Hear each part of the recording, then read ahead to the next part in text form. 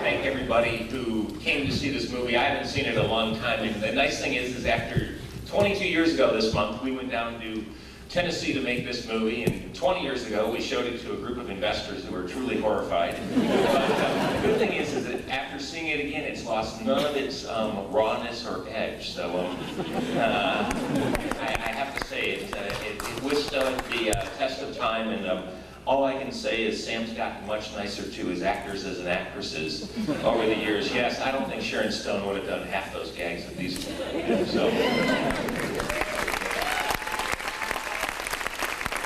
Betsy and Sarah, I wanted to ask you, what point in your acting careers were you when you made The Evil Dead? And what did you think when you were first approached by Sam and Rob about making this kind of movie? Well, I thought they were crazy. They were nuts. They were loony bins. They really were.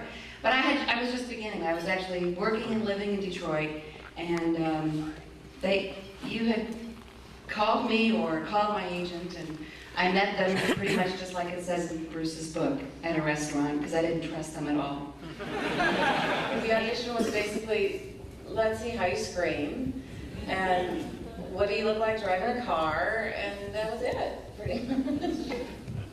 So I'm sure there were a lot of times when you wanted to burst out laughing at some of the effects, some of the makeup, things that you were being called on to do. Was that difficult at all to, in fact, play it straight and to make it look like you were horrified? Yeah, sometimes it was difficult because we usually shot at night, so therefore our whole clocks were off, you know, for what, 8, 10, 12 weeks.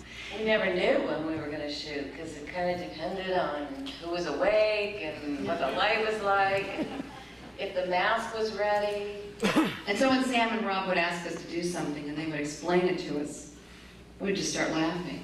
I mean, you know, and then we want you to spit out the blood here, but it won't be blood, we'll just give you some strawberry daiquiri, that'll tide you over. And then we want you to walk over across the room with the lenses in your eyes, but we'll guide you, don't worry. So it was, yeah, it was You won't be able to see, but walk really fast over to where Bruce is. And there was that trust element. We won't hurt you, Betsy. We really won't hurt you. These are just fake themes. They won't hurt whatsoever. I don't think either one ever laughed when we were making it. No, it wasn't funny at all. And making the masks, they had to put something all over our entire face and straws up our nose so that they could make a mask of our face. And you thought you were going to suffocate just doing that part of it. In fact, for any of you who know special effects, we were so primitive at that time that we were actually doing molds with alginate, just taking molds with plaster of Paris. So people would be in their masks and suddenly steam would start to rise, and they write on a little piece of paper, hot. And then poor Betsy, her eyelashes got stuck in the plaster of Paris trying to get the mask off, and she ended up losing them in the battle, but it was all a big learning curve. So. Now, who were the Shimps? The quick story of Shimps comes from Fake Shimp because the Three Stooges used to shoot 3 shorts at the same time. Well, in the making of 3 Stooge shorts, Shimp died, and they needed to get a fake Shimp to come in, and so he kind of concealed his face from the lens and ran around going, woo! The shooting on this went on for about a year and a half in dribs and drabs, and not everyone was available. We often had to get other people to play body parts flopping on the floor. That's the credit of Fake Shimp that you see at the end of the movie. When my body parts were scattered on the floor, that was actually my head and Rob's leg. That's right. And who else was in that scene? There were 3 or 4 of us. That's how we spent New Year's 1980. So. Now I have to ask all 3 of you, were you at all surprised when the movie became a great hit called Favorite and spawned this series of 2 sequels and a whole fan base? Yes. Could you elaborate? come out of hiding now. I'm still in shock. When we made it, it still it didn't really do anything for a long time. And, you know, I kind of blindfolded my parents when they came to see it. I didn't want them to really see it.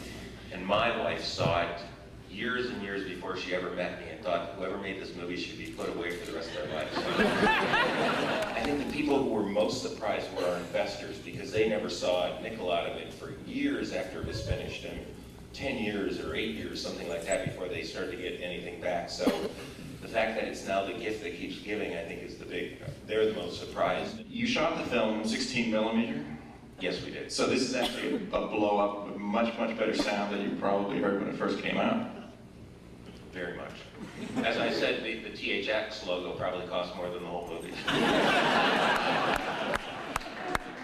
What's the latest? Is there going to be an Evil Dead 4? Well, I've been officially told by Sam and Bruce I can say something.